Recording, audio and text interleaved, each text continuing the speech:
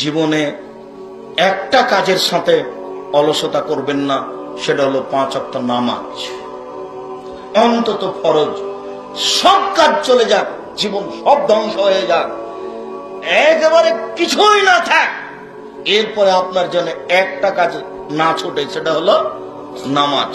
যে কোনো মূল্যে, যে কোনো উপায়ে নামাজ পড়তেই হবে। এটা আজকে জীবন বাজি রেখে নিজের উপরে চাপিয়ে নেন। জীবনে একটা কাজ করব যে কোনো মূল্যে, সেটা হলো সালাত, নামাজ। আর একটা কাজ করার জন্য অনুরোধ জানাচ্ছি, 24 ঘন্টা একটু কোরআন মাজিদ পড়িয়েন।